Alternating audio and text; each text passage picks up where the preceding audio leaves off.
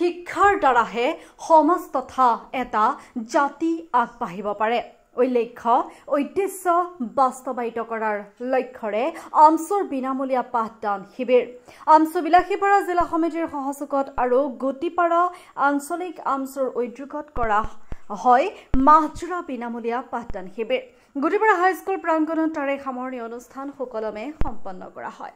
একমাত্ৰ শিক্ষাৰ জৰিয়তেহে জাতিৰ সৰ্বাংগীন অগ্ৰগতি হ'ব বুলি আমচু বিলাসীপাৰা জিলা সমিতিৰ সভাপতি হাছান আলীয়ে ভাষণত উল্লেখ কৰে।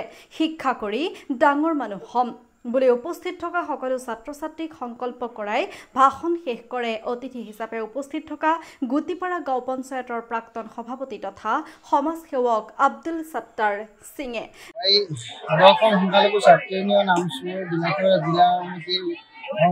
গুটিপাৰা আঞ্চলিক আমচুৰ উদ্যোগত এমাহ পাঠদান বিনামূলীয়া পাঠদান কাৰ্যসূচীৰে আজি এই পাঠদান কাৰ্যসূচীৰ সামৰণি অনুষ্ঠানখন মুকলি সভাৰ জৰিয়তে সামৰণি কৰা হ'ল। এই চকতে ক'ব বিচাৰিছোঁ যে আমচুৰ সংলাপ ঘৰে ঘৰে শিকে তেতিয়াহে ৰক্ষা। এই সংলাপটো আমি কেনেকৈ আমাৰ অঞ্চলৰ সংখ্যালঘু অধ্যুষিত অঞ্চলত আমি কেনেকৈ চুকে কোণে লৈ যাব পাৰোঁ আৰু আমাৰ অভিভাৱকসকলক আমি কেনেকৈ বুজাব পাৰোঁ, আমি এইবিলাক গুদুলিব পাৰোঁ যে আমি কেনেকৈ আমাৰ সমাজখন শিক্ষাৰ লগত জড়িত কৰিব পাৰোঁ।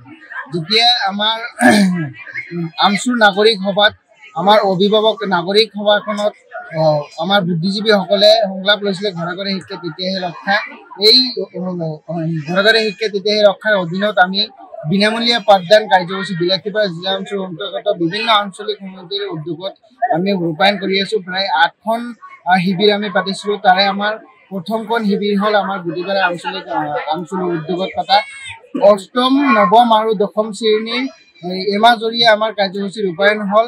গতিকে আমি বিশেষকৈ বিলাসীপাৰা অন্তৰ্গত গুটিপাৰা অঞ্চলৰ মুৰব্বীয়ান সমাজ বা অভিভাৱকসকলক আমি অনুৰোধ জনাইছোঁ, আপোনালোকৰ ল'ৰা ছোৱালী ছাত্ৰ ছাত্ৰীসকলৰ লগত আপোনালোকে সপ্তাহত এদিন হ'লেও আপোনালোকৰ পঢ়া শুনাৰ বিষয়ে আলোচনা কৰি কেনেকৈ আমাৰ অঞ্চলত শিক্ষাৰ লগত জড়িত হৈ শিক্ষাৰ উজাগৰণটো আমাৰ আলোড়নটো কেনেকৈ অঞ্চলত সৃষ্টি কৰিব পৰা যায় আপোনালোকে অধিক গুৰুত্ব দিব বুলি আমি আমচুৰ ফালৰ পৰা আহ্বান জনাইছোঁ।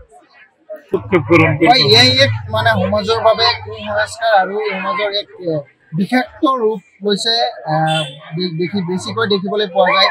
সৰু ছাত্ৰ ছাত্ৰীসকলে গুটকা আদিবোৰত লিপ্ত হৈছে। এইবোৰত আমি নিশ্চয়কৈ অসম চৰকাৰ তথা ধুবুৰী জিলা শিক্ষা বিভাগ তথা ধুবুৰী জিলা আয়ুক্ত মহোদয়ৰ লগত এখন স্মাৰক পত্ৰ প্ৰদান কৰিম।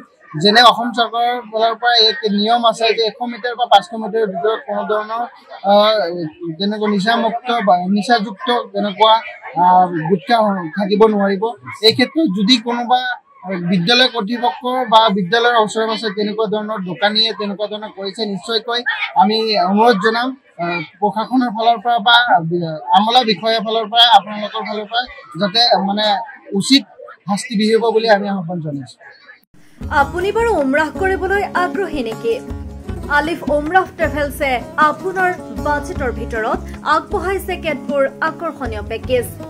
আমাৰ পেকেজসমূহ হৈছে ছুপাৰ চেভাৰ 85,000ৰ পৰা ডায়মণ্ড 1,10,000লৈকে। এতিয়া আৰু অপেক্ষা কিহৰ? আজিয়ে 7002343617 নম্বৰত যোগাযোগ কৰক আৰু বুকিং কৰক আপোনাৰ পচন্দৰ পেকেজ। বিশ্বমানৰ সেৱাত অসমৰ ভিতৰত শ্ৰেষ্ঠ আলিফ উমৰাহ ট্ৰেভেলছ।